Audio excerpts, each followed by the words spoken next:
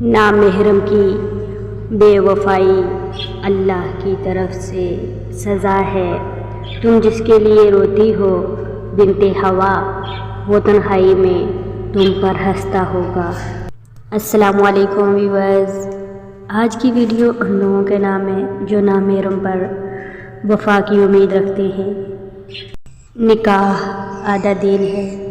کسی لڑکی کی طرف ہاتھ اس وقت بڑھاؤ جب اسے بیوی بنانے کی ہمت رکھتے ہو، صرف جانچنے کے لیے یا معیار پر پورا نہ اترنے پر دھتکارنے کے لیے نہیں۔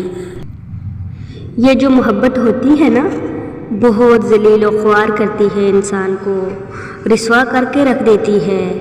جانتی ہو ایسا کیوں ہوتا ہے؟ کیونکہ اللہ ہمیں نامحرم سے محبت کی اجازت نہیں دیتا، اور جو لوگ اللہ کی بات نہیں مانتے پھر وہ لوگ ذلیل و رسوا ہی ہوتے ہیں۔ جب ہم اللہ سے کسی نامحرم کی محبت مانگنے لگ جاتے ہیں تو انسان اسی کے ہاتھوں ٹوٹتا ہے۔ اللہ سے جب بھی مانگو محرم کی محبت مانگو، کیونکہ نامحرم کی محبت انسان کو دکھ، تکلیف اور پچھتاوے کے علاوہ کچھ نہیں دیتی، اور جب انسان اللہ سے اللہ ہی کی محبت مانگنے لگ جائے تو باقی محبتوں کی حاجت خود بخود دل سے ختم ہو جاتی ہے۔ حقیقی اور دلی سکون تو اللہ کی ہی محبت سے حاصل ہوتا ہے۔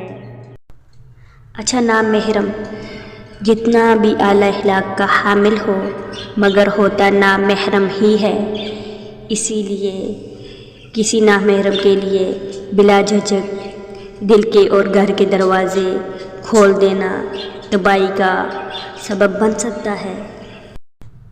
نامحرم کو چھونا، حضرت محمد صلی اللہ علیہ وسلم نے فرمایا، تم میں سے کسی شخص کے لیے یہ بہتر ہے کہ اس کے سر میں لوہے کی کیل ٹھوک دی جائے بجائے اس کے کہ وہ کسی نامحرم کو چھوئے۔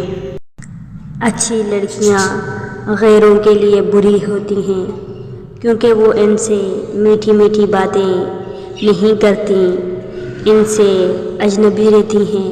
ایسی لڑکیاں قدرت کا انمول تحفہ اور ماں باپ کے لیے رحمت ہوتی ہیں۔ اے ایمان والو، شیطان کے نقش قدم پر نہ چلو۔